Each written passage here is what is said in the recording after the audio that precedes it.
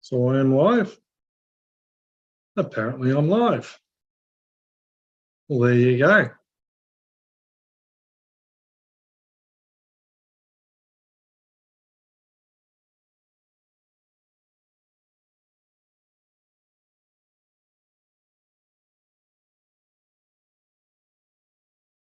I'm not too sure where I should be looking.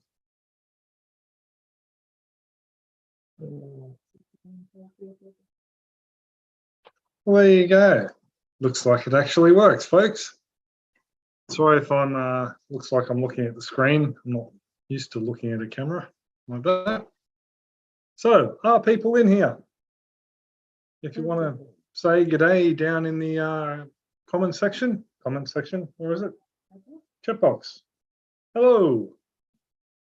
So, I suppose what I should probably do is reduce that screen and look at the live chat screen so I can see who's saying what. Where are we?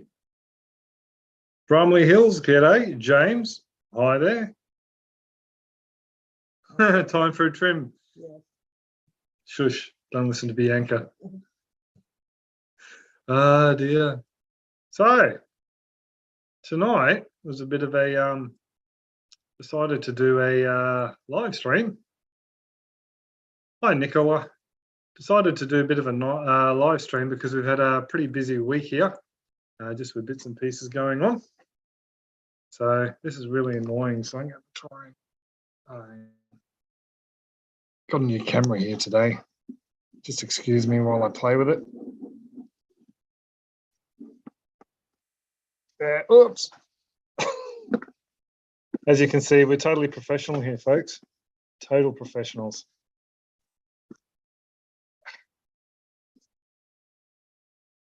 There we go. He says, as he knocks it further out of whack.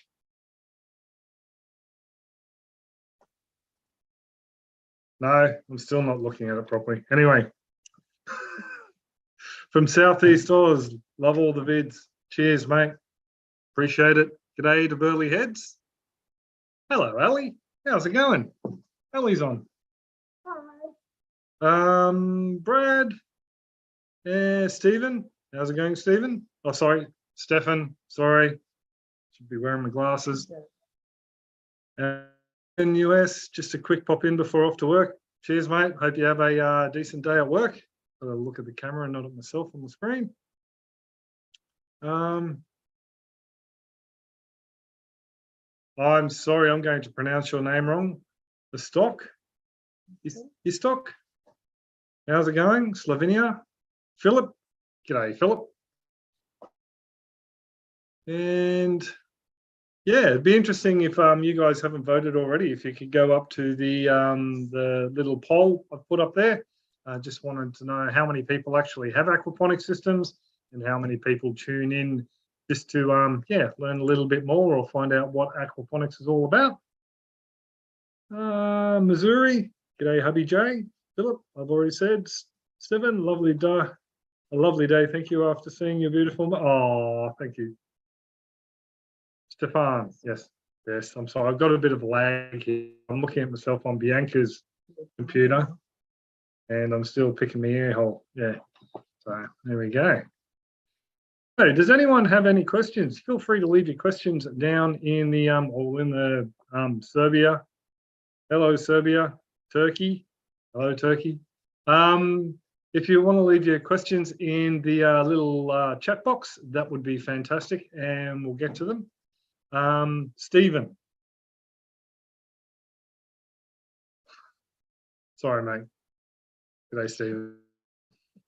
I'm really bad at English. I'm very good at English at school, and I yeah, have a few issues spelling phonetically and being slightly dyslexic.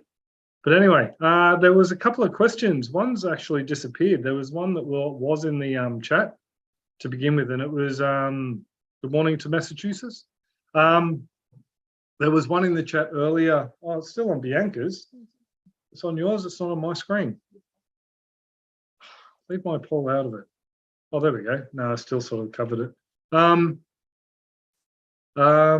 it is. Live in Brazil, and my water is really green. What can be the problem? My water is too hot. My fish lagoon gets too much sun. I have too much fish, need more air, or something else.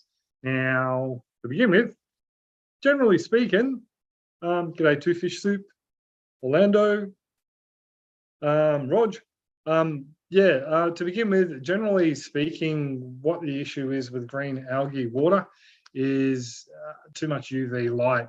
I think I saw someone comment below, maybe too many nitrates. I've got extremely high nitrates in our system, and we don't really get the green water algae. We do have a little bit of algae and just blackish green bioslime, sometimes even purple, that builds up on the sides of the tank. But that's pretty much just where the UV light hits it. Is he eating your feet? Yes. Stop eating Bianca, Jack. Just where the light hits the side of the tank, and we'll get a little bit of algae growth there. But in the water, generally speaking, we don't have any due to nitrates. I have seen people who have total open top systems. They have no direct sunlight hitting the water, and they have extremely high nitrates, like Owen. If you haven't seen Owen's video already, I think it was the second last one I posted to the channel. Extremely high nitrates, and he doesn't have any problem with the green algae water in his system either, because it's out of the direct sunlight. It's not getting UV rays hitting it directly. So that's generally what the issue is. Sometimes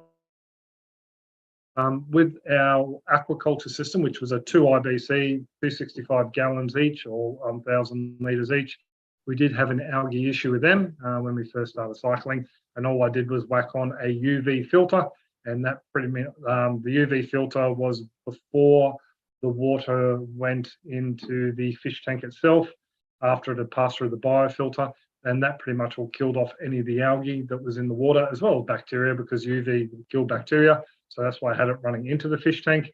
And so that's another way you can look after it, but they're generally not recommended for aquaponics, because they can cause issues with iron, I think and a couple of other elements like boron and magnesium or manganese. One of the M1s can be affected with not being available to the plant. So that's my biggest tip for trying to keep the water nice and clear is not let the direct sunlight hit it. Thank you, Robert, for jumping on and answering underneath that one. Marissa, jealous of your subtropical weather. It doesn't feel very subtropical today. I got a flannelette shirt, a t-shirt, and a jacket on. It's still chilly tonight. But yeah, it has been actually. We've had our first decent winter in years, haven't we? So it's been pretty good. But I have a feeling we're going to have a very wet spring and summer. So there may not be a lot going on out the back until we can get a bit of a break in the weather and pull some stuff down and build the new systems. Where are we, Nathan? Hey, Nathan. How's Adelaide? Colder than here, I bet. Nicola, is it possible vegetables, tomato, when you it's possible vegetables, tomato, when you eat, pick up same from the first fish? Pick up some flavor from the fish, is that what you mean? No, you don't really get a fishy flavor through on anything, Nicola. If that's what you mean, sorry if I've misunderstood that. But there's no fishy flavor at all in any of the produce that we've ever had. I've been splashed in the mouth by the fish as they feed, and even the water doesn't taste fishy, it tastes slightly salty. But yeah, it doesn't taste fishy whatsoever. Not that I'd recommend drinking it, at least without one of those life straws or something like that. But yeah, no flavour comes through. Neil from Portugal, how's it going, mate? A few questions about measurements. Have an IBC chop and flip, plants growing but struggling with my ADWA instruments. EC meter in 800 but 1200 EC. Okay, yeah. I pretty much don't worry about reading with EC in the aquaponics. I know some people do. The more the commercial guys. mainly because some of the elements are available in non-salt based form, and the EC is basically reading current to do with the salt. So you're not going to get a true reading of all the nutrients or elements that are available to the plants within the system. Plants growing but struggling. Yeah, so the plants growing well, mate. If you can let us know below, are you having any deficiency signs that you can see, like chlorosis between the veins on the leaves or anything like that? Yeah, let us know about that, and might be able to help you. But yeah, generally speaking, EC isn't used on our backyard style systems. You're about to point something? No? This one. Is the size of the pipes critical for a settler barrel? My retention time is 28 minutes. That's a decent retention time. So that should be plenty, but it's not working. What sort of fish are you using? And when you say, actually, we'll start from the beginning. When you say they're not working, Wouter, is it because you're not getting solid settle out? If so, is the system new with small fish, or is it a mature system with larger fish consuming a fair bit of feed? So that can be something. Koi fish, are they small or large? Like, are they fingerlings, or are we talking something that's like 10 centimeters, 4 inches or so? Retention time is 28 minutes, barely not working. If the whether quite young, it may be that they're just not generating a lot of waste. That could be one of the issues. So you're not getting a large build-up deposit down on the bottom. Also, 15 centimeters. And how many would be in there, mate? There is a bit of a lag, isn't there? Yeah. Yeah, the pipe size, as long as you've got the retention time in there and you have the inner shroud down low enough that you're not just down low enough so it's not too close to the bottom where the water flow is aggravating the solids that settle out and send them back into suspension to be taken out. The only other thing I could see that may be an issue, well, if it's a 28-minute retention time, I wouldn't think the flow out of the pipe shouldn't be an issue whatsoever. K1 media. Yeah, mate, I'd need to see pictures and have a little bit more information, because that with a 28-minute retention time, they should all be settling out down the bottom unless they're being disturbed by the water coming down that stilling well. As if it's too close to the bottom, it may be, yeah, moving it around, picking it up and, yeah, putting it back into suspension. I do find we get some solids come through the radial flow settler into our bioreactor. I'm not really concerned about it, because ultimately they then go through another little fines filter and then through the system. Some settling out in the bed is not really a big issue whatsoever. But yeah, if I could see pictures and a little bit of a look at it, it would help greatly, because generally speaking, 28 minutes is fine retention-wise time. So there you go. Hope that helps a little bit. And yeah, feel free to hit us up with some photos over on, can't do it on YouTube, which sucks, but over on one of the members platforms, if you remember, or over on the Facebook page, the Bits Out the Back page. I try to check there at least once a week. Papua Farm. Hi, Rob. Nice to see you from Indonesia, West Papua. How's it going? There's one above. Oh, sorry, I missed one. Just out of curiosity, what do you guys use in Papua, in West Papua? Yeah, I saw that one. That's the black koi. How's it going? Tips for growing junior turmeric in aquaponic systems. I would definitely say it pays to have a little bit of extra potassium in there if you could help supplement, just because it does help with the root development. It basically helps with all over plant development, but I have seen that extra potassium does help with the ginger. And basically, I would only plant it out in a mature system, because it is fairly demanding nutrient-wise. I wouldn't pop it into a system that you've just finished cycling. Probably something that's at least a year old, got a little bit of a nutrient bank in there. As for planting them, I've seen them grow in constant flood systems where they're sitting under probably about the main rhizome that's planted out is sitting under around about 2 inches or 50 mil worth of water. and then yeah, it will grow down into, you know, probably around about 15 centimeters or 6 inches deep into the bed, the rhizome, as it grows. And that generally isn't an issue as long as the water is well oxygenated. My preference would be to grow it in a flood and drain, and that way you get a load of oxygen down there in the roots for not only the plants but also the bacteria and other microorganisms, so they can do their job. But yeah, if you're digging through and finding that you are having issues with the ginger rotting out, I have seen one bloke cut his standpipe down a little bit shorter, so the water didn't fill up as high in the bed, and he thought that fixed the problem for him. So it's just one of those things you might have to play around with. But nutrient-wise, I definitely wouldn't pop it into a brand new system. Something that's a little bit more mature, and maybe feed up with some kelp supplement to add that extra potassium and the other micronutrients in there just to help it along. You keep looking over.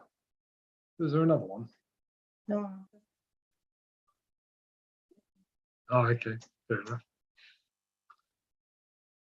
Yeah, so I hope that helps, Black Koi. Oh, the other thing is, yeah, warm climate, it definitely helps if you're in a warm climate. Cooler temperate or below climates, you definitely need it in a greenhouse where the temperature was above 24 degrees Celsius, ambient temperature. Not sure what that is in Fahrenheit. Maybe someone could pop it in for me. But yeah, definitely needs something a little bit warmer than those cooler climates in Europe and Northern America. So hope that helps. Yep, thinking of integrating a hothouse with aquaponic grow beds inside. I think it's a fantastic idea. You are down, let me scroll up, in Adelaide, if that's correct. Yes, southeast Australia. So you're down in Victoria then, most probably, or southern New South Wales. Yeah, definitely would help climate plants growing through the end of summer and the end of winter. This helps stretch out the growing season a little bit. It definitely would pay to have a decent airflow in there, though. Otherwise, you're going to end up with fungus issues and mildew and mold and that sort of thing.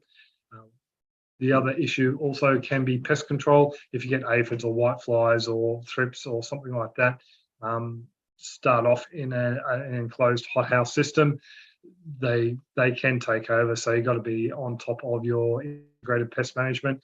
Maybe have some predators in there, or know what oils you have available, or white oils for spot spraying, neem oils, that sort of things, just to keep those little blighters under control. But definitely a great idea. Know loads of folks, especially in the States and Canada, that grow with the hothouses, and they have pretty good results. So yeah, not something we do here in Southeast Queensland. Or probably we could do it in winter, but we'd need roll-up sides for summer, otherwise it just gets too hot.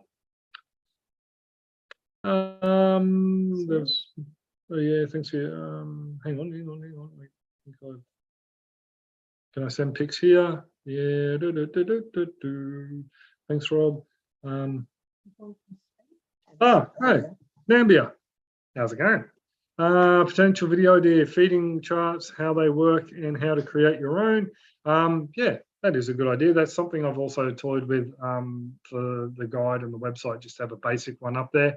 If you're already got the FAO Aquaponics guide, it's a guide that was put out by the World Health Organization a while back. I think it was the World Health Organization, or one of the UN, nearly said another word, UN different agencies, the FAO food something anyway.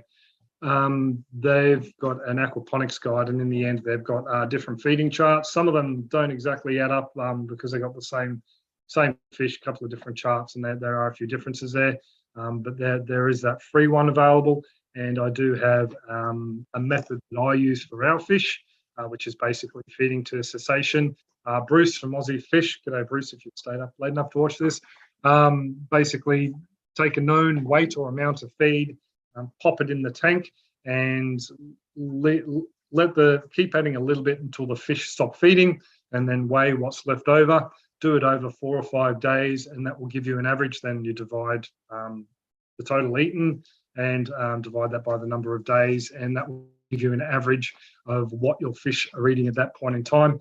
Then probably a month or two later, probably a month and a half actually, month to month and a half, do the same thing again, and it just gives you a rough idea on how much the fish are consuming and how much feed is going in there. Mainly because not everyone, while those charts are great, they're generally based on commercial. So you're talking about a regulated water temperature, regulated water control, and the fish are generally fed at a rate to bring them up to market size ASAP. Whereas in the backyard, you may have temperature fluctuations and put them off their food. There may be other water conditions, or maybe they get spooked one day with kookaburras hanging on the side of the tank looking for a quick feed, and it puts them off their feed for a couple of days. So it's better to know what's going on in your system, in your local environment, rather than just throwing a set amount in off a guide every day. So something I will definitely do, I'll probably do something like explain that in a little bit more depth on the website and the guide and whatnot. I hope that helps, mate. Neil, hydro at the moment. Down to Nathan. Nathan Cook. Yep. Let me bring back my, sorry, imbibe some imbibus. Kira gave me a nice gin for Father's Day. Oh, happy Father's Day to any fathers out there who are celebrating today down in Australia. I don't know where, I think it's other times around the world. Had a quick question about Nitrobacter. I've been cycling for just under 3 weeks. Plenty of nitrites, no sign of nitrates. Could low temperatures have anything to do with the spawn rate? It could well do, Nathan. Have you said where you're from, mate? Adelaide, yes, I thought so. Oh, now I've got to find you again. It could be just also too, if you've got plants in the system already, as soon as those nitrates are created, maybe your plants are taking them back. A lot of people who cycle their systems, I have seen online, will just totally plan out a whole, say if it's chop and flip, the whole bed will be covered in green. And then after a while, the plants start to look a bit thickly. That's basically because there's not enough nitrates in the system. So it could be that the plants are taking them up already if you've got plants in there, or it could be just because it is so cold and those bacteria do like a little bit more water temp, mid to high 20s generally. They prefer, that's their preference, but they do exist in lower water temperatures. And maybe just that they're taking a little while to kick in. Just staring. Yeah, we've been feeding him broccoli. He loves broccoli flowers for some reason. And yeah, he brings up, we've let a couple of plants go to flower. We cut off a stem every day and let him have it. And he brings it up and sits in his little crate and munches on that. He's a bit of a weird dog. But anyway, I hope that helped, Nathan. Yeah, it could just be the low temperatures and maybe if you got the beds planted out. Has Nathan commented below about whether he's got beds planted out? Nope, nope. I just saw Michael. I love you too, Michael. Hope everything's going well, mate, on the farm. Scrolling back up. Neil, just a quick thank you. Set up brilliant from your guide. Venturi installed yesterday and bubbling. Awesome, Neil. Great to hear, mate. Yeah, don't forget you've got a couple of free questions over there. If you do have any questions, you can hit me up straight away, and I get back to people who ask questions through the guide pretty much all within the 24-hour mark. And don't worry, I don't sign them off, so you can keep asking questions for free, as long as you're nice and polite. So yeah, where's my Zoomy app?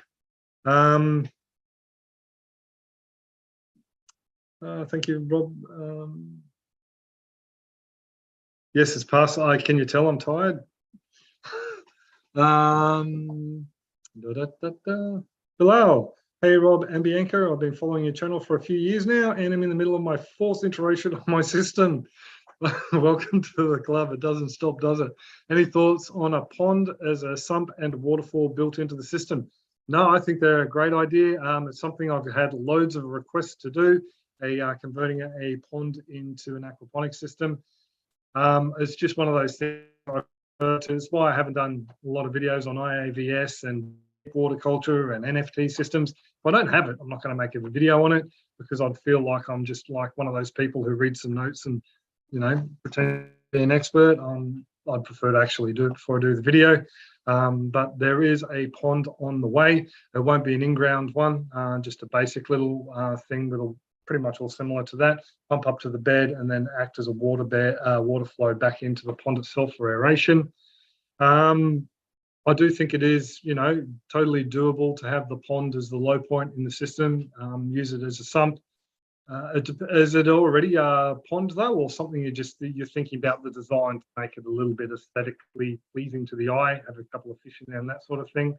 The one concern I would have is if there's fish in there and there's something happens with the plumbing, always a pessimist I am, you might pump it dry and kill your fish. That's the only issue I would have with a setup like that.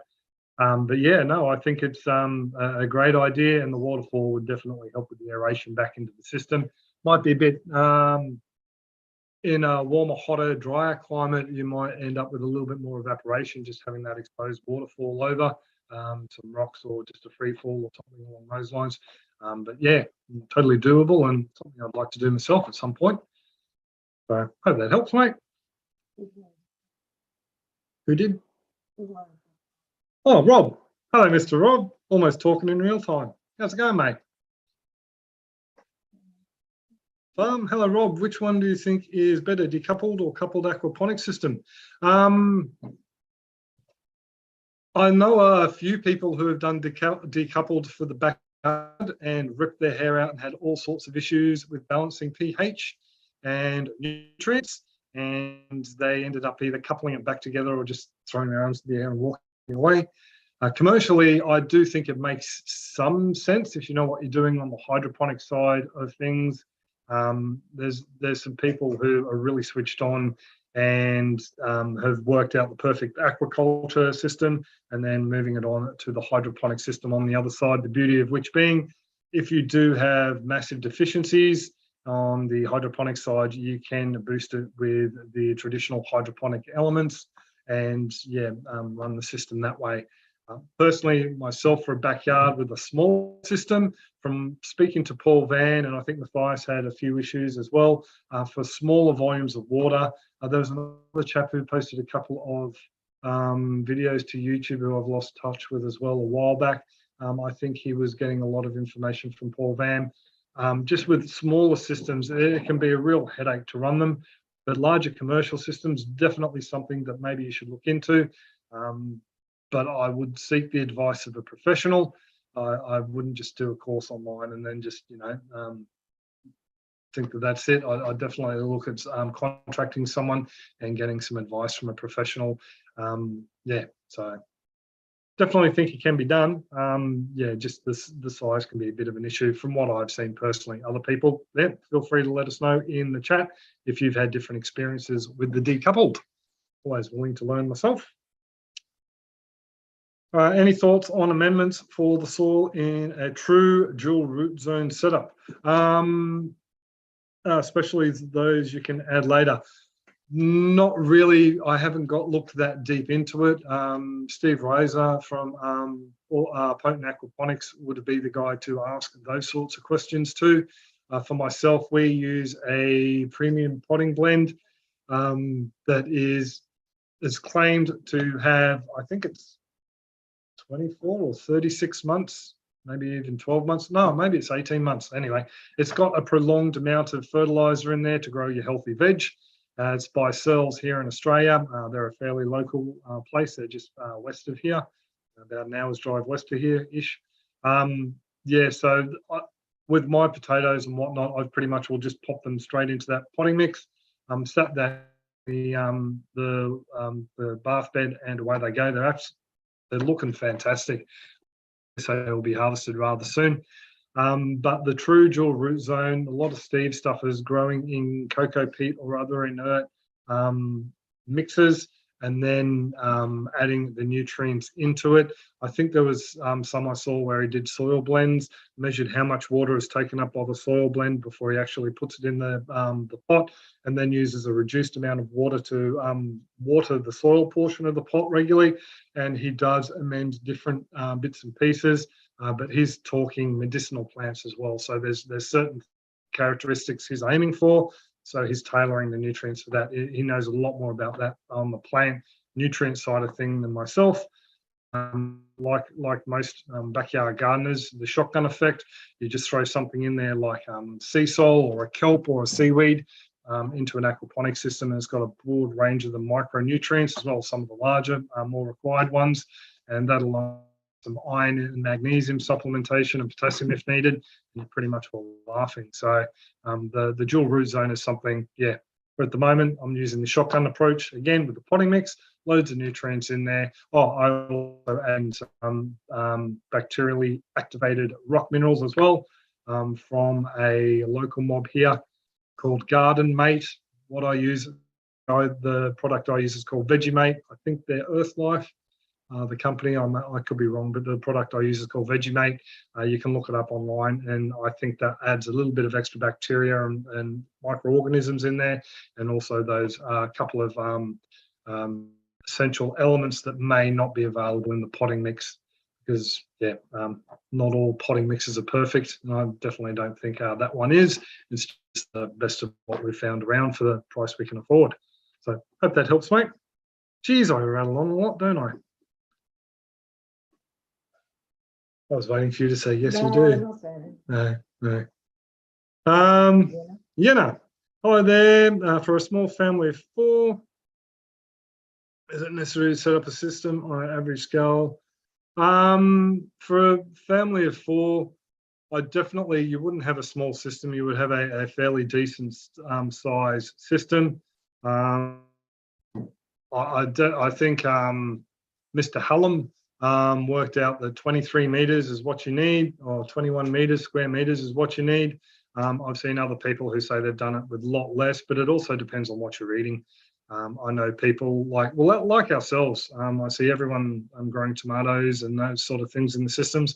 We just don't need a lot of tomatoes or eggplants. We eat a lot of sweet peppers, capsicums, a little bit of chili, but mainly just greens and herbs we grow and eat. What we pretty much all grow in the system. And greens, if you're into the small leafy greens like lettuce and bok choy, you can just push them through the system in nothing flat a lot faster than you could a soil grow. So yeah, it sort of depends on what sort of plants you want to eat, mate. But yeah, I dare say we're a family of 3 and we're really not eating every meal out of the system. But I think we would probably need another 2 of those larger beds. So it's 2, 4, 6. Yeah, probably about 8 square meters for a family of 3 would do us, just for the veggies that we use in our diet. So yeah, it all sort of depends on what you eat. There's no set golden rule on how many square meters per person, I don't think, personally. So it didn't help you at all much, but yeah, I gave you a bit of information. Nicola, when it's very hot, how do you cool the water, and how do you keep the water within normal limits? We're lucky. We use a warm climate fish, the jade perch. We've had the water temperature up to, I will look this one up because it's frustrating, I know, 32 degrees Celsius. Loading app, which is 89.6 Fahrenheit. And they just smashed through the feed like it was cotton candy. They just hosed right through. I don't know why I said cotton candy either. I was going to say something else. Yeah, they'll just smash through anything at 32. I have heard people say they've had theirs at 34 degrees and they were still on the feed. So we don't have that issue really with our system. We have more the issue trying to keep them warm, so they're metabolizing the food through winter. Other people, though, I've seen, and when I first freaked out when I saw water temperature hit 30 degrees for the first time with our first system, I was freezing 2-litre or half-gallon jugs of water in the freezer and floating them in the fish tank. And what else was I doing? I did something else. Oh, I had a fan blowing across the top of the water to help oxygen dissolve into because basically the warmer the water, it decreases the availability for oxygen, or the ability for oxygen to dissolve into the water. So if you can keep it a little bit cooler, you'll get more oxygen in the water. Another thing to do, obviously, is to up your air if you can. The amount of air you put into the system, splashing water over the top of the surface is another way to do it. But as to cooling it, really that comes into your system design. If you can keep it nice and shaded, shading your grow beds as well. If there's any direct sun hitting the clay that or the rock, whatever you're using, that will transfer heat into the water as it passes through as well. It can act as a little bit of a heating bank. Shade the system.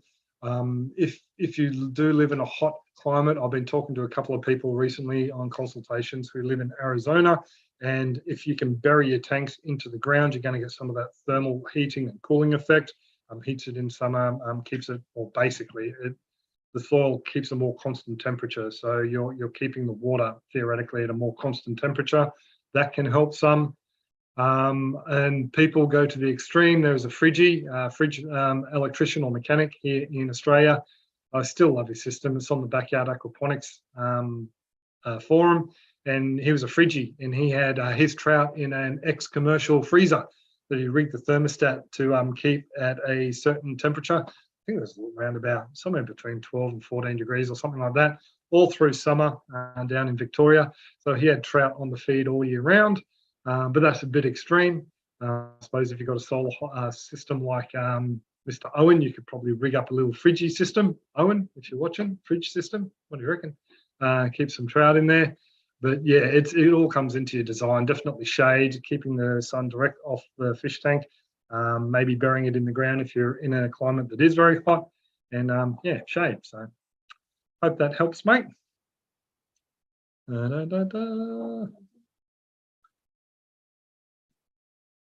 you thought of a drum siphon pump? A drop for times when the electricity goes out. Have seen Malaysian guy do a whole lot of iterations for lowering. Yeah, I think I know the system you've seen, and I've seen some people debunk it if it's the one I'm thinking about.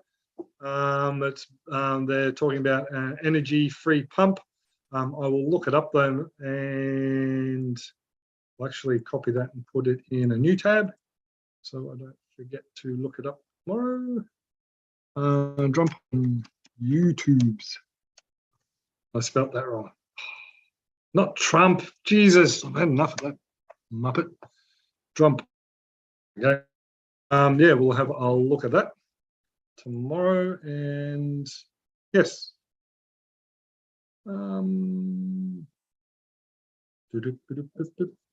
Conspiracy Ranch. G'day, mate. Been watching for 2 years now. Moving to build a small farm for me and my family. 2 questions. We are moving to a colder climate here in Iowa. There's Jack. So hello, Jack. Hello, Jack. Will fish survive with a good indoor system? How do fruiting plants hold up in the ecosystem? Peppers, tomatoes. Okay. They generally do really well. I've seen some people with some really good indoor systems. The other option is to make it not just indoor, make it indoor-outdoor. So you have the fish inside, like Michael, and you can pump the water out to the grow beds, and then during winter, you can shut off the external hydroponics, and then just have the fish going indoors with the light inside for some plants. Generally speaking, tomatoes, peppers, the Solanaceae family have got perfect flowers, which means they've got the male and female in the same flower. They just shake the bush, and that can help pollination. So there's no issues with pollination on them. As for the growth, you definitely need a decent lighting rig inside to give them the full spectrum and give them all they need to grow to their full potential. I've seen some people just use some of the smaller LED systems they get off eBay and end up with like really leggy lettuce and like tomatoes with branches set a foot apart, things like that. So yeah, definitely would need to invest in a decent lighting rig, mate. But as for fruiting plants in there, yeah, not a problem. Just need to make sure that they got the light, and also that you do some of the fertilization or pollination just by giving the plants a bit of a brush every now and then. Hello, Jack. I reckon you could too, mate. Hey, Pop. Yeah, so I hope that helped, Conspiracy Ranch. Michael again. Still love you, mate. Nathan, okay, great, thanks. Just a few tomatoes, appreciate it, not a problem. Thanks, Nathan. What would you recommend for a backup if you have a power outage? I use a deep cycle battery with a 12-volt air system and a simple headlight relay. And there is a video on my channel on the build for that one. You can get the exact same thing in a box that costs you anywhere up to $100 here in Australia. But I made the box itself, just the components. I made mine under $8, I think. So yeah, it's something you can do yourself. If you're here in Australia, working on the DC side is legal. So that's the 12-volt power pack onto it. From the 12-volt power pack, the rest of the backup components in a build on my video. That is perfectly legal. 240 legal unless you're a Sparky. And if you just excuse me, I will find, where's my tabs? I'm on the wrong computer. I will find my backup air pump video, and I will put a link in if Bianca would like to read out a question. So there's no dead space.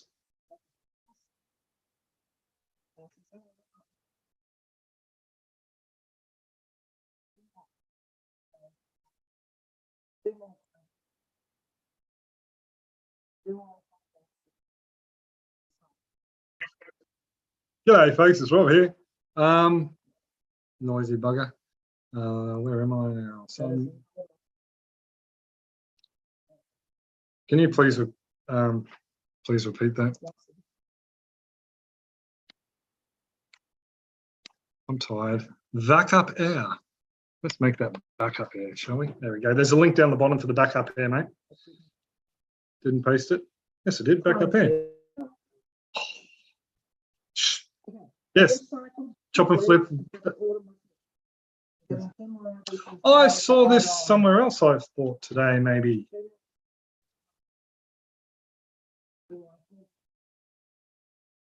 No, if you've already cycled, you've got the system cycled, and there's no fish in there, and you're adding more grow beds on, yeah, you've already pretty much all got a bacteria load in there. As soon as you get the fish, all they're going to do is just add to that bacteria load. The new grow beds, don't worry about that whatsoever.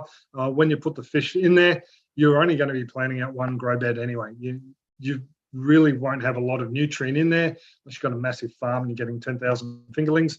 You won't have a lot of a nutrient load in there to begin with. So that one bed that you've already cycled, pop a couple of herbs in there now, a couple of leafy greens, and you should be laughing. So is he on the Ethernet? Yeah, I just pulled it out. Sorry if you just lost me, folks. No, it looks like I'm still there. Yeah, so as long as that bed's cycled, yeah, you should be fine with that. Just, yeah, progressively plant out as you build up a bit of a load, and you should be right to go. Well, I hope that helped. Good evening again, Mr. Rob. I see you again in the chat. I have a pond and deep water culture swimming pool on the same water level. So many ways to, yeah, there is. Wouter, sorry, butchering people's names. Yeah, there is so many different ways you can set it up. That's why there's some more systems coming to the channel very soon.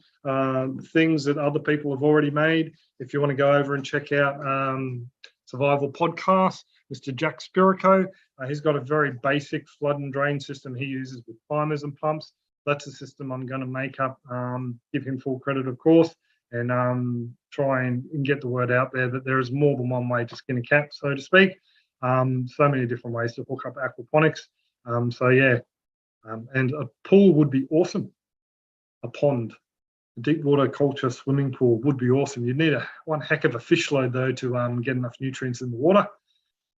What's your favorite automated system to check out? Not 100% sure what you mean there. If you mean like dosage systems, the peristalsis or the EC readings, not EC, pH, and those sort of readings, I haven't really looked around, mainly because I don't need them. I work from home, so I'm pretty much all down there with my hands on the system a couple of times a day, or maybe a dozen times a day. Hey, Jack, when we need to do toilet breaks. So yeah, I'm pretty much all hands-on with the aquaponic system. So I haven't really used any of them. Hi again, Owen.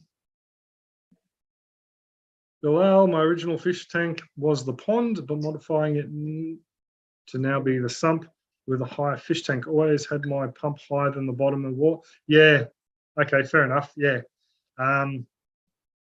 Raccoons. I've heard a few people complain about them. Yeah, I've also, yeah, good idea to have your pump on a brick as well for that extra little bit of water level in the pond. So nice one, mate. Yeah, I'm going to ignore that comment. There's a troll in there asking about chickens. Bloody trolls. When you build the coop, yeah. We've actually got other lawnmowers at the moment. Do you want to grab one? No. We've got other lawnmowers at the moment that we're building a little tractor for. And Ali, if you're watching this, make sure Dex is in bed. We've also contemplated eating them as well. So as an extra protein source. Not these ones though, of course, Dex, if you're watching, not these ones, they're progeny. But yeah, so Bianca will bring one in a minute. I want to grow yeah, so there, Rob, chickens are coming. Okay, mate, chill. I want to grow a lot of beefsteak tomatoes in the aquaponics system. I build one day. Yep, tomatoes grow fantastically well in aquaponics. We had some awesome dwarf varieties. I found the dwarf varieties went better. No, you can't eat the guinea pig. Bianca, you're going to say hello. You like Dusty. You just don't want him to pour him. Poor little fellas. Yeah, so that's Dusty. That's one of the three amigos. What was it? Dusty, Ned, and they're characters from Three Amigos anyway. But yeah. So, cute little fella. Lucky. There we go. So we got these little fellas on the veranda, and we just had 2 females delivered as well. So we got lots of animals, just no chickens or quails. The hairy chicken. Tastes like chicken. No, I didn't say that. Hello, Rob. This is Wayne from Colorado Springs. G'day, Wayne. Great to see you live. I'm glad I've been able to help, mate. I'm glad I've been able to help. Yeah, keeps me out of trouble, that's for sure. G'day to Bangladesh. How's it going, mate? Upper Farm. Thanks, mate. I'm glad the videos have helped so many people. And it'd be interesting to see what sort of a system you have and what fish you're trying to run there in West Papua. That'd be interesting to know as well. In my ground level earth gardens, I run my ducks through to clean out slugs and snails, whatnot. But if I let the ducks do this in the aquaponic bed, would the duck poo affect the water negatively? No, because you can actually, the salmonella is the big one with chickens, and ducks apparently don't carry it. So, I need a drink. Sorry, guys. Ducks don't naturally carry it. That's why you'll see people have duckponic systems, and that's something we've been tossing around the idea with, getting some Muscovies from Nicole and H, and I still haven't got back to them, I don't think. Having Muscovies ducks and pumping their water from their pool through a ginger grow bed, set up more like a, probably like a hybrid earthen bed or wicking bed, where the nutrients can settle in one area but still have soil for the ginger to grow in, and that will filter out any of the solids or the bulk of the solid particulate from the ducks, and then the clean water can exit down into the pond. So that's something we contemplated doing. Look up Aquaponics or Duckponics on YouTube. You'll find Charlie McGee here in Australia, the permaculture one-man band. He's got a video up, an old one now, I think. And there's a couple, I think, Elise, TC Links, she had a couple of old videos up. I think there's one with Murray Hallam on her property. I don't know if that showed the duckponics, but they're still here on YouTube as far as I know. So yeah, have a gander at them. And there's a few other people. There's a guy with a rather impressive system that I bookmarked a tab for but deleted, never went back to. He's got a rather impressive looking system. I don't know the ins and outs of how it runs. He had multiple grow beds around a central duck pond, I think it was. So yeah, look up duckponics, or if that doesn't turn anything up, Aquaponics, and you should be able to find something, mate.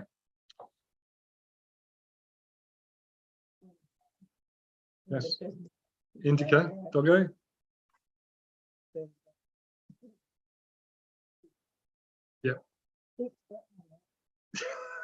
There's actually a oh wow, it comes up with Zoom. I thought I turned the logo off. Schnab, damn it. There's actually a permaculture Sunshine Coast video on. I think it's on guinea pigs. Was it 15 minutes from pen to plate? Anyway, if you're interested, look that one up. We're not eating those ones, Dexter. We're not eating those ones. Forget trout. Certainly, mate. Indoor system can be very nice, definitely indeed. I'm scrolling rather fast. Yep. Related to hard water for top up, is it worth trying to use RO? I've historically had high pH in my system due to hard water supply. Yes, or you could use something like a phosphoric acid to try and bring it down. It also depends on the age of the system and the amount of water you're topping up. We found that our top-up water is not overly hard, but fairly hard, and it does nothing to the pH here. Now we have a mature system, and we have nitrates through the roof, and the nitrogen cycle is just kicking on with the bacteria, chewing up that alkalinity pretty much well as soon as the water's added into the system. So yeah, it's a bit hard for me to say, yeah, go out and buy a system without knowing a little bit more about your system, mate. How mature it is, how much feed is going in there, the size of it. I do know there are a couple of people over in the States. They use RO systems, reverse osmosis, because they've got very hard water coming out from wells or bores, we call them here in Australia. And they tend to run their water through them, mainly because it's just the pH is constantly around about 8.5, even in mature systems. So it might be something to think about if you've got a mature system and you're still having issues with the hardness of the water. So there you go. Alex, g'day. How's it going in the UK? Good to be able to catch up with you guys for a change, because normally when I do my hangouts for the supporters and that, it's like 1 in the morning. 1 a.m., 1:30 a.m. No problem, Yenna. James. Okay. Ta-ta. Good night. Wouldn't mind seeing lots of different systems. Any chance we can have a subscriber systems episode? We sort of have. Owens is a subscriber. He's a supporter as well. There is a few other people who there's Chop Up the Glasshouse Mountains, who's asked me to come look at his system. He has a backyard full of guinea pigs, doesn't need to mow the lawn. And there's a couple of local people have asked if I'd like to come around and see their systems. So yeah, not a problem. I really would like to tour a lot more systems. So I'd like to do a virtual one, actually. It'd be really cool to do a virtual one, see if I could hook up with some mates in the States and maybe do a FaceTime, both of us recording the screens and then doing a bit of a tour around the system, something like that. Might be something I need to edit though, rather than do it live. So yeah, and definitely something I want to do and I have done in the past, but just not a lot of them.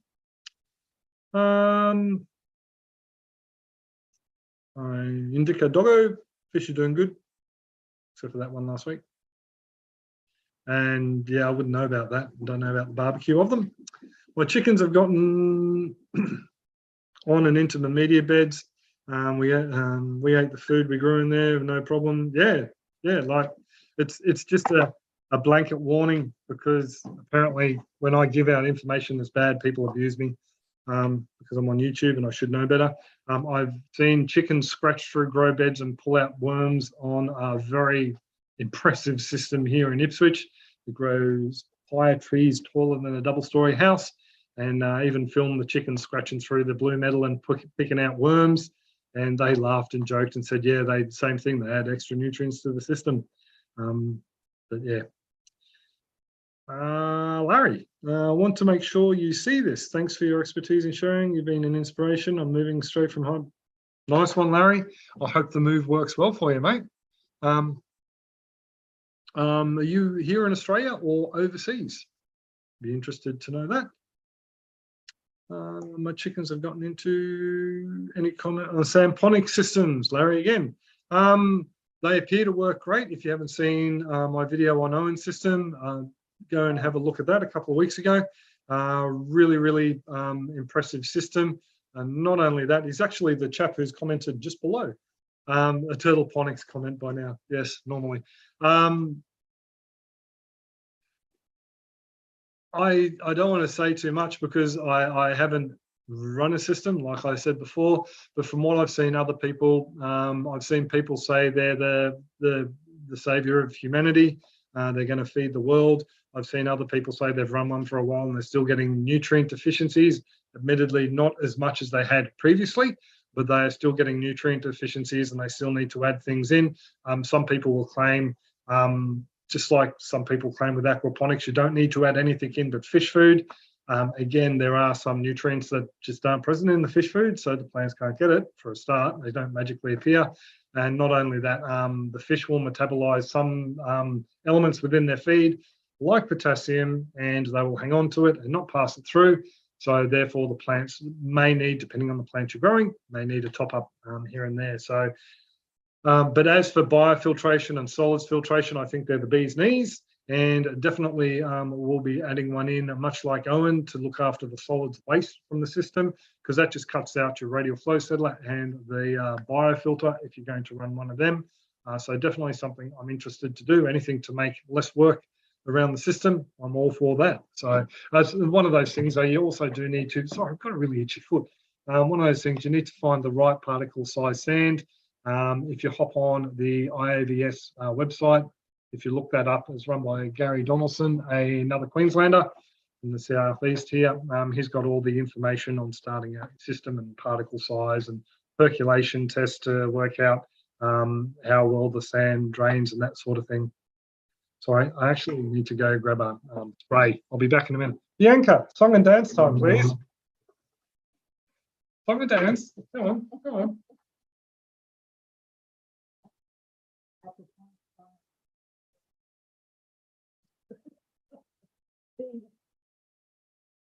Be the bacteria.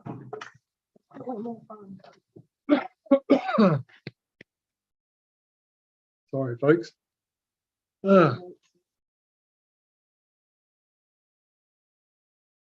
Towers in grow towers. Well, I'm only just walking back now. Oh, there we go. Oh, and I even coughed. Pardon me. Vertical grow tower grows. I've seen them work really well for some people. Again, something I haven't really tried because I haven't really needed to. Will be something I play around. Oh, sorry, vertical grow will be something I play around with in the future, but not so much a tower. Probably I'll do people call them NFT, but they're technically deep water culture. Oh, pardon me. Tubes, probably 100 mil 4-inch pipe, have a little trough of water in the bottom of them. Net cup just sits in there, and I have a couple of runs of them, and I'll play around with that, but not necessarily just a straight vertical tower. I've seen people do them and they work okay. So.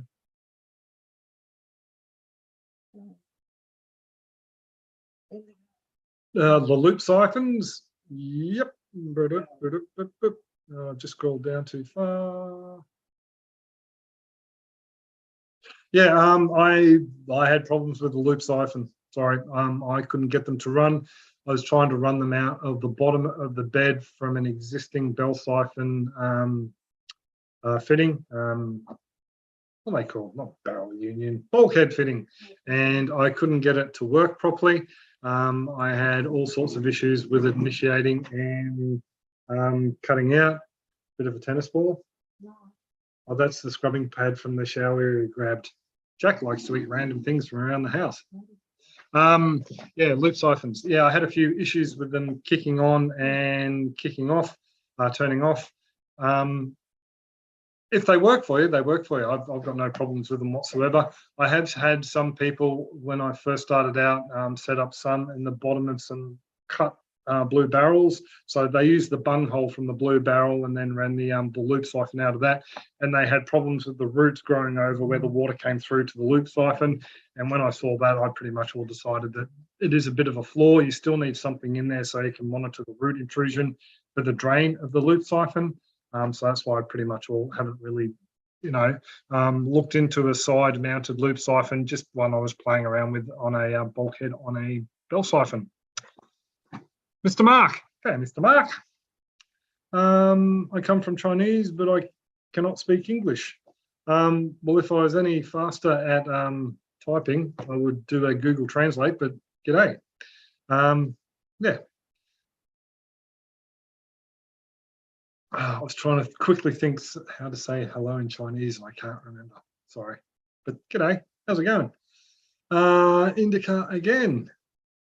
Where are we? We have stopped using RO here in New Mexico desert when I learned about the yeah, you use a lot of water with RO. We noticed we've got one on the house here just because our water, and we did notice the usage of water go through the roof. It is good to, if you've got, you can use it for flushing toilets and things like that. My father trying to get him to understand that all the pollutants that are taken out of the water are concentrated in that drain, and he was using it to feed fruit and veg plants, the drain water as it came out. Kudos for recycling, but really should have been collected in a drum and then pumped into a header tank and then used to flush toilets, something along those lines. So yeah, they can be very wasteful. Humic acid from our compost piles or vinegar to lower pH. Cool, nice one. Small in the home system, about 100 gallons. What's that? That's around about 80-ish litres, I think. About 2 dozen small ornamental fish, 1 inch long. Has this got to do with the previous question? Sorry.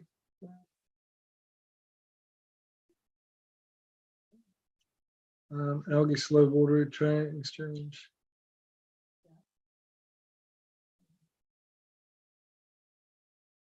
Oh, were you talking about your algae and slow water exchange, or was that when we were talking about algae in general? Sorry, mate. Just trying to work out if that's in response to a question or what. Rogue, small in-home system, about 100. Test pH nitrates 0. Yeah, it sounds like you've got a lot of plants in the system there, and they're just using up all the nitrate that you. Yeah, 2 dozen small ornamental fish, average 1 inch long. They won't be producing a lot at this point in time. Interesting to know how many plants you have in there. Larry is from Florida. Cool. There's a few people on the IAVS group over on Facepalm from the States. Some from Mexico as well. Yeah, cool. I'm glad I got you looking into Aeroponics, Larry. And hopefully there will be more on the channel. Like I said, I will play around with it. And Owen, if you're still watching, we need to hook up a weekend where I can come over and do a couple of questions from your video on Aeroponics. I'll let people know in the community tab when we're going to do that, so you can leave all the questions you want, because Owen's going to love answering them. You're going to bring some broccoli up and show people? They may not believe us. No? I'm just going to sit there and chew it. Okay.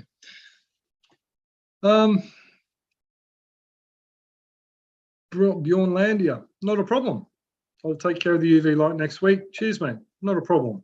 I hope it works out for you. Yeah, I've had I've had people send pictures before when I've asked for them. I've also had a chap, and I've lost the video and I feel so bad about it. He did a bit of a breakdown of his little greenhouse system. If you're watching, I'm very sorry, and wanted me to do a bit of a critique on it.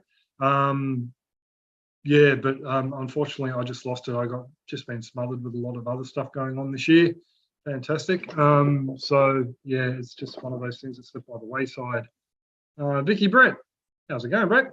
The best iron to add to your system, BPTA is what I use. There is another one that works in a wider range of pHs, and I forget the acronym, but it also turns the water red. Yeah, that one. It's not EDT, it's E, it's good, it's a longer acronym. Anyone, pop it down in the comment section, pull this out. but the one that I use, the DTPA, is basically for systems. It basically works in systems from about 6.5 up to about 7.3, 7.4 is available, which is where the majority of aquaponic systems should be sitting anyway. Most plants do better from that 7 frame down. So hope that helps, Mr. Brett. You're smiling. That's not good. I know, created monsters. The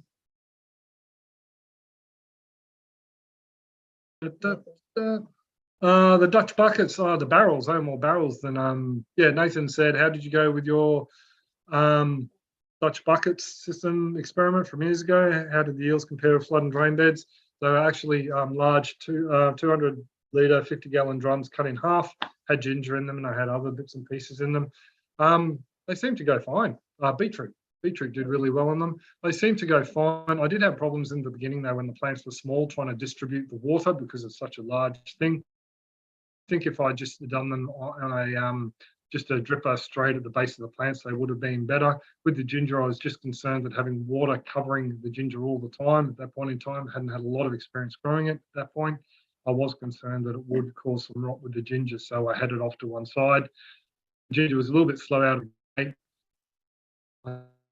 Video for it, and it wasn't an impressive yield, but the ginger and the rest of the system actually moved those beds before the ginger was harvested.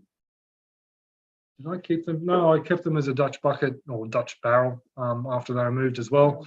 But I found the ginger in the soil beds just a much greater yield that year. Yields from the flood and drains beds years after proved wrong. Just as good in the aquaponics as in the soil most years.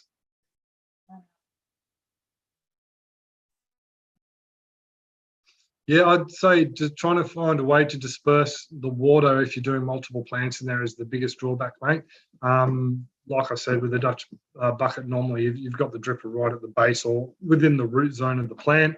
So yeah, maybe that's something to think about.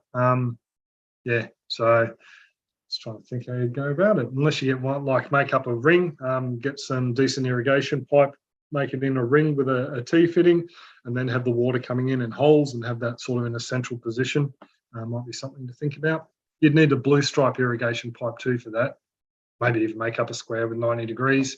The normal softer irrigation 13 mil pipe here just kinks too much, so it's no good.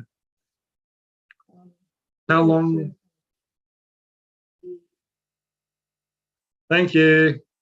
See, longer acronym. I knew that, and it started with an E. Indica, how long did it take you to grow the beard? I looked at that the other day. I started in 2016. I had baby beard in 2016. So yeah, but every couple of months we'll take off a fist, actually. So we'll bring it back to just a fist. So there's a bit there to come off. So Bianca threatened to cut my hair again today as well. Kira had a haircut. I should have had one too. But hey Rob, how long does mineralization take? Some say 1 day, some take 1 month. If you're talking about in a, wow, we got loads of questions. What time is it? 11:30. Just coming back up.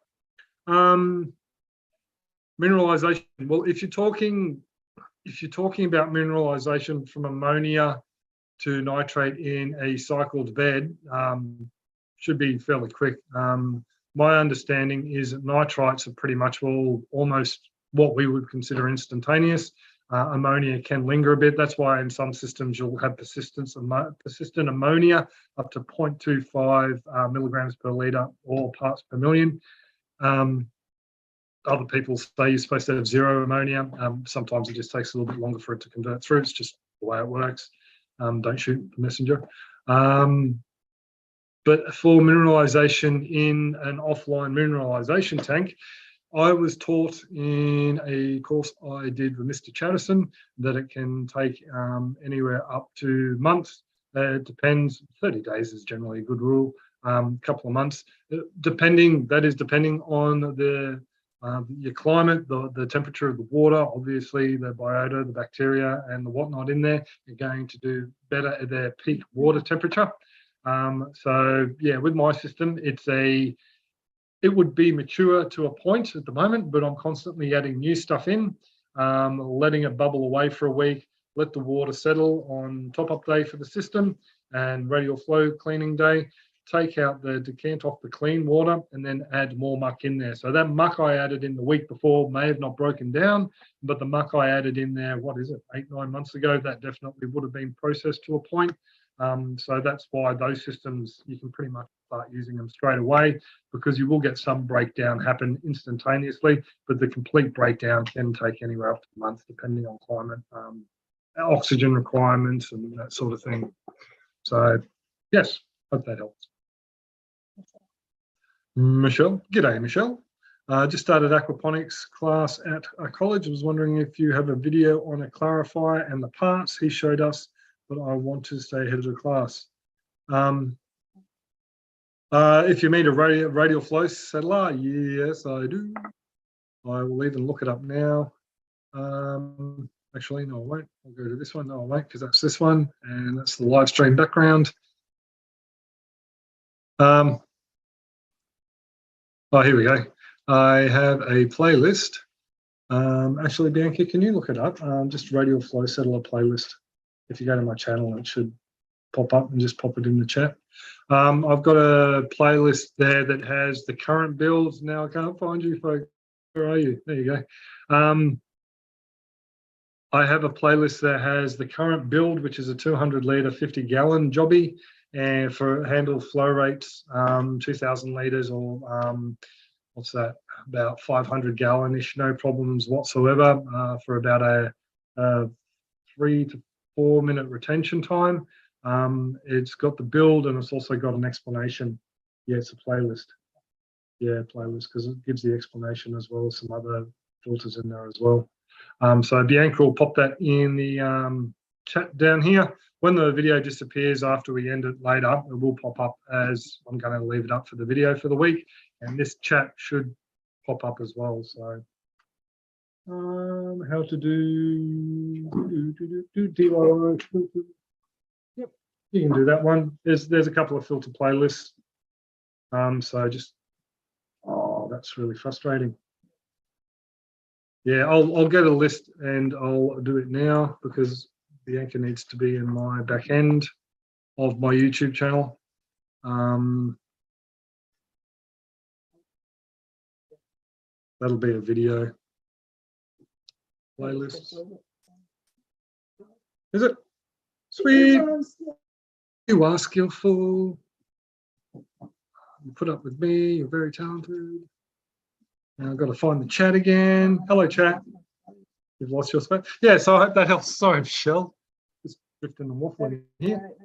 Yeah, so hopefully that helps. Nathan, do you think hydro in clay, pebbles, or aeroponic setup will be better and less cost overall? Yeah, definitely. Yeah, definitely less cost overall to run one of those systems. The problem is fish don't like growing in clay. So I'm pretty much, well, a lot of people will say that aquaponics is a sustainable way to grow veggies and all the rest of it. I'm in it for the fish, trying to grow fish in the backyard.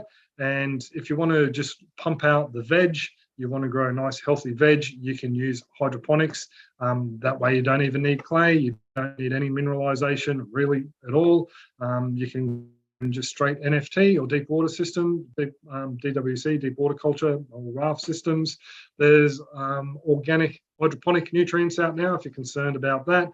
The major concern, as I understand it, with hydroponic nutrients, people who know the science behind it have issues with, is a lot of energy is used to make the nutrients so they're plant available, but there are other ways to grow hydroponically. I mean, if you're buying fruit and veg that's grown in the soil, you're using those commercially made you're buying food that's grown with commercially made fertilizers anyway, unless you're growing organic, biodynamic or something like that. So if you don't have an issue with that, hydroponics, go for it. There are organic versions, or you can get really crafty and use your own urine, or you can make up your own worm casting teas, bioponics, worm cast teas, compost teas, burn bones and make some potash yourself.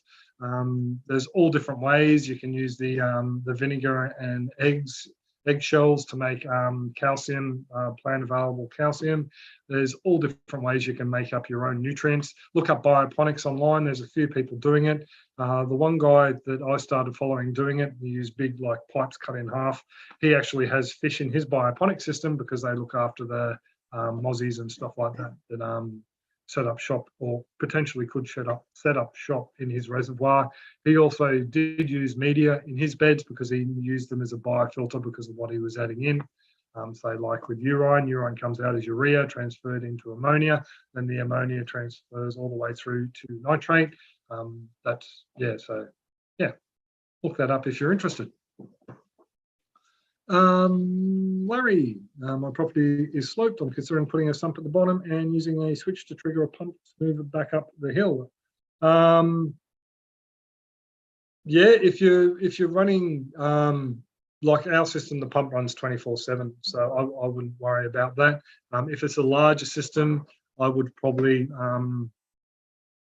yeah, again, I'd have to see the design. I like 24/7 with a backup in place in case something happens. But yeah, timed flood and drain, that works fine. You just got to make sure that the water from the fish tank is circled through the biofilters, which in most cases are the grow beds, at least minimum once an hour. I prefer to say the minimum is actually 1.5 times an hour. That's when the people will go, oh, I can't quite do 1.5, one will be okay, we'll get by. Yeah. So yeah, I definitely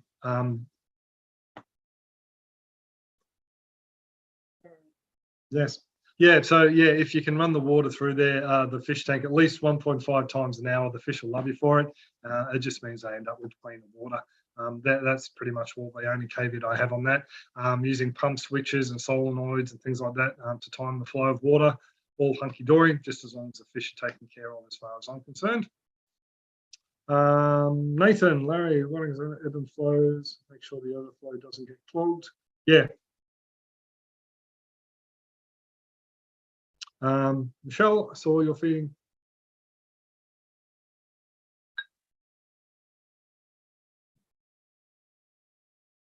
We don't grow with tilapia. Michelle, sorry, I'm reading in my head out loud. Michelle just said, I saw you feeding fish video. I was wondering what fish feed I used to cause, sorry, I'm just editing here, to cause so much fat in the tilapia. We use a native fish here called jade perch, which are notoriously fatty. They live in a climate where, in Baku River system, 1 year, like the current years, they have rivers flowing non-stop, and then the river may only flow for 1 or 2 months a year. At other times, due to drought and just our climate here in Australia. So they tend to build up a lot of energy stores or fat stores. So they tend to be a fatty fish, is my understanding. So yeah, I wouldn't worry about generally speaking tilapia being fattier. I haven't seen many comments from anyone that follows me or who's hopped on these videos that said their tilapia are fatty. So yeah, it shouldn't be an issue. But, so it's just down to the species. Yeah. You can borrow that pick, but again, it's not a tilapia. And it's just that species tends to hold a lot of fat, especially when they're in a cultured system like aquaponics or aquaculture, where they're just, you know, they're built to put on that extra energy stores for when times are hard. So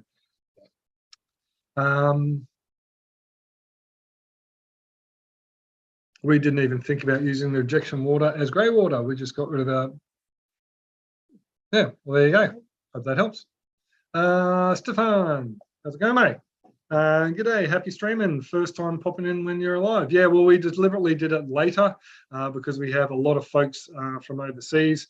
I think about 70% of our viewers actually come from overseas. So we figured we'd do it a little bit later this time. So, yeah. What have we done showing sand beds? Again, 2 fish soup. Thank you very much. Hi Rob and Bianca. I had a small system a couple of years ago in Argentina, and then I moved to Spain and just had a new one set up, still cycling. Just wanted to say that you are key in my enthusiasm. Oh, thank you very much, mate. #1 source of info, been a sub for some years now, miss the chooks. Don't you start. Thanks for all the good you do. Thank you very much. El Oro del Tigre. I think that's right. I don't know. I'm actually just learning Mexican Spanish now through one of the online thingos. Not that I know a lot. I've only done 2 lessons. But yeah, nice one. I'm glad. Yeah, it's really blows my mind still that something that started out as something to keep me out of trouble, being a home dad, has grown to what it has. But anyway. Jason from Sunny Coast. How's it going, Jason? Keep up the good work. Not a problem, mate. Just bought your video class to try. Not a problem, Michelle.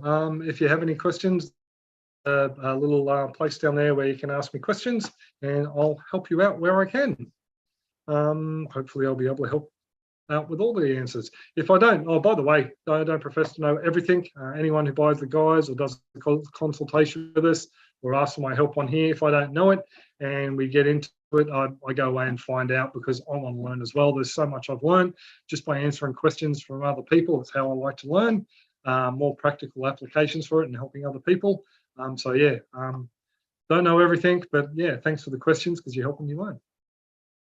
Stefan, do you think there can be a place in aquaponics anaerobic mineralization tanks? Yes, I do. I have some people do them. Seen some people do them, sorry. They do, from my understanding, though, they do take a little bit longer. That's why most people will go with aerated mineralization tanks. And I believe they will unlock slightly different elements at different rates. But it's just the fact that aerobic bacteria and organisms tend to break organic matter down faster. That was how it was explained for me. So I hope that helps, mate. Almost 7 a.m. here. Thank you for making that. Not a problem, Michelle. And I think we will leave it here at Nathan's. Yep. Missed my question. I meant saying clay pebbles or the little sprayers on aeroponics. Which would you think are far better? I meant using clay pebbles or the little spray. So aerobics or media beds, if I've got that correct. I haven't used aerobics. I've seen some people rave about it using hydroponic nutrient. Not something we've really done with the aquaponics. I can't really say. Sorry, mate. I know, generally speaking, in aquaponics, same as hydroponics, you're going to have that much faster growth rate from soil. So I'm pretty chuffed with that. Was it gardening with Jeb or growing with Jeb? Jeb, the legend, anyway, the hydro guy. I think he's done some aeroponic stuff. And I may be wrong, but you could try searching on Hucho's channel as well. He may have done something aeroponic-wise. But yeah, I just don't know a lot about it, sorry. Not really my field of expertise. B's just looking at Mr. Hucho. Aeroponics.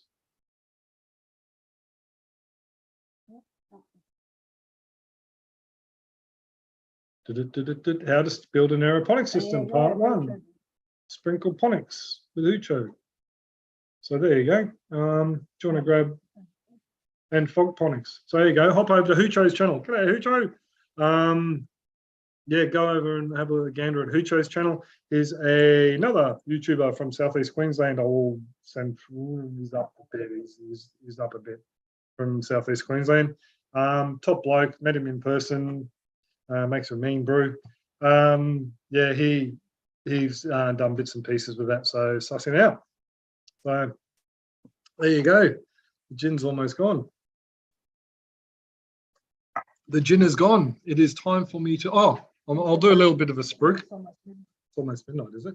There you go. This is a locally made gin for any aficionados out there. I got bottle number. Other side. I got bottle number 85 out of 162. They're a local Ipswich-based mob, and they're using all botanicals from the Ipswich region. And I'm not necessarily promoting alcohol or alcoholism, but this is a nice gin. So try it if you're local. So there you go. Anyway, wow, that is a big lag. I'm only just drinking now. Hope I enjoy it. Anyway, I'll leave it there. I do hope you all have a fantastic one, and your gardens and aquaponics are booming. And Bianca, I was going to turn the computer. Bye. Catch you later, folks. And now It's kind of wobbly. It's kind of wobbly. So I'll stop messing with it, and I'll press end. Catch you, folks. Have a good one. Actually, I have to press it. Stop here. Bye.